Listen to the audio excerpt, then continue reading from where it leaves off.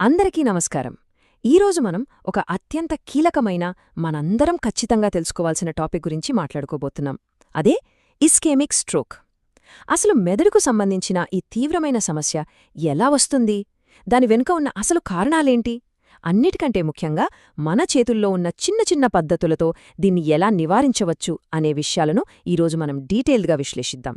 సరే, ఆలస్యం చేయకుండా అసలు మనం ఏమేం తెలుసుకోబోతున్నామో ఒక్కసారి చూద్దాం. 1. ఇస్కెమిక్ స్ట్రోక్ అవగాహన. 2. థ్రాంబస్ మరియు అనాక్సియా. 3. ఆహారం, బరువు మరియు వ్యాయామం. 4. దీర్ఘకాలిక ఆరోగ్య సమస్యల నిర్వహణ. మరియు చివరగా 5. మద్యం, ధూమపానం పరిమితులు.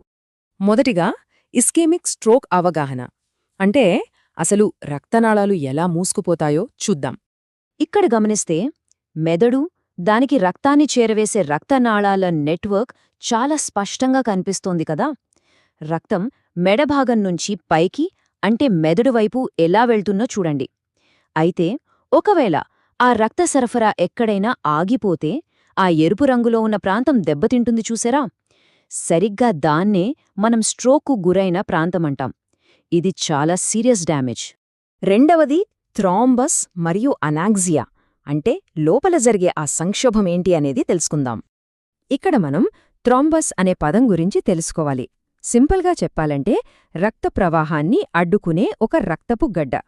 ఇక్కడ గమనిస్తే పైకి వెళ్లాల్సిన రక్తాన్ని ఆ ఊదరంగు గడ్డ ఎలా పూర్తిగా బ్లాక్ చేస్తోందో అర్థమవుతుంది కదా. ఈ గడ్డ ఏర్పడటం వల్లే రక్తనాళం మొత్తం మూసుకుపోతుంది. ఇలా బ్లాక్ ఏర్పడగానే జరిగే తదుపరి పరిణామమేంటంటే అనాక్సియా అంటే కణాలకు ఆక్సిజన్ అందకపోవడం. రక్తం వెళ్లకపోతే ఆక్సిజన్ ఎక్కడ్నుంచి వస్తుంది? ఆక్సిజన్ లేకపోతే మెదడు కణాలు బతకలేవు. అవి క్షణాల్లో చనిపోవడం మొదలవుతాయి. ఇదే ఇస్కెమిక్ స్ట్రోక్కు అసలు కారణం. మరి ఇంత భయంకరమైన ఈ స్ట్రోక్ను అసలు ఆపలేమా? నివారించడం ఎలా? ఏమీ భయపడక్కర్లేదు. మన దైనందిన జీవితంలో మనం తీసుకోగల చిన్న చిన్న జాగ్రత్తలతో దీన్ని ఎలా అడ్డుకోవచ్చో ఇప్పుడు చూద్దాం. దీన్ని నివారించడానికి ప్రధానంగా ఒక 6 మార్గాలు చాలా స్పష్టంగా ఉన్నాయి. అవేంటంటే ఆరోగ్యకరమైన ఆహారం, సరైన బరువును మెయింటైన్ చేయడం, శారీరక వ్యాయామం, దీర్ఘకాలిక సమస్యలను అదుపులో ఉంచడం, మద్యాన్ని పరిమితం చేయడం మరియు ధూమపానం పూర్తిగా మానేయడం. ఇవన్నీ ఒక కవచంలా ఎలా పనిచేస్తాయో ఒక్కొక్కటిగా విశ్లేషిద్దాం. 3వ విభాగం ఆహారం, బరువు మరియు వ్యాయామం. ఇవి మన శారీరక ఆరోగ్యాన్ని ఎలా చురుకుగా ఉంచుతాయో చూద్దాం. ఇక్కడ చూస్తే ఒకరు మంచి పోషకాహారం తీసుకుంటున్నారు, మరొకరు పాత పెద్ద ప్యాంటును పట్టుకుని ఆరోగ్యకరమైన బరువును చూపిస్తున్నారు. ఇంకొకరు ఎంతో యాక్టివ్గా జాగింగ్ చేస్తున్నారు. ఇవన్నీ వేర్వేరుగా కనిపించినా వీటన్నికి మధ్య చాలా బలమైన కనెక్షనుంది. ఇక్కడసలు పాయింట్ ఏంటంటే సరైన ఆహారం తీసుకోవడం, రోజూ వ్యాయామం చేయడం వల్ల ఆటోమేటిక్గా బరువు అదుపులో ఉంటుంది. ఈ 3 కలిసి పనిచేస్తే రక్తనాళాల్లో అనవసరమైన కొవ్వు పేరుకుపోదు. అంటే మనమిందాక మాట్లాడుకున్న ఆ రక్తపు గడ్డలు, అదే థ్రాంబస్ ఏర్పడే ఛాన్స్ చాలా వరకు తగ్గిపోతుందన్నమాట.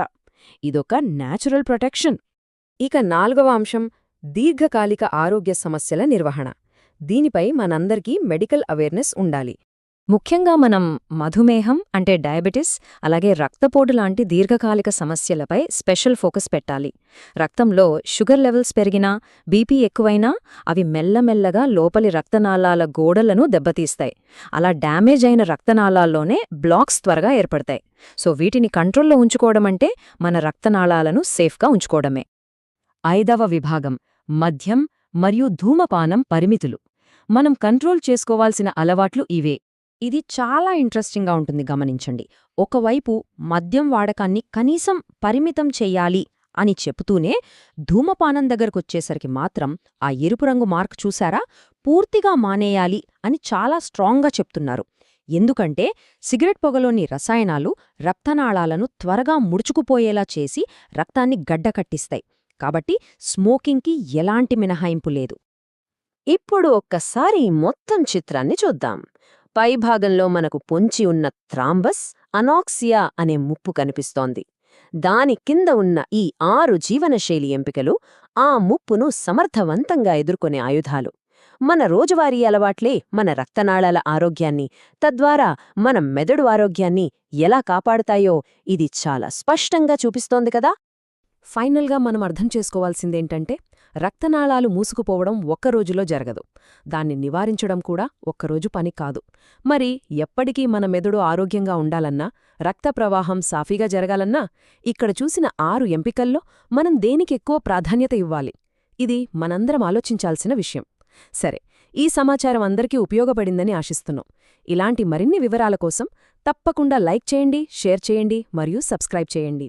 ఏదైనా ఫిజికల్ థెరపీ లేదా ఎమర్జెన్సీ పెయిన్ రిలీఫ్ ట్రీట్మెంట్స్ కోసం స్క్రీన్పై వివరాలున్న క్లినిక్ని సంప్రదించవచ్చు. ఈ సెషన్లో పాల్గొన్నందుకు ధన్యవాదాలు.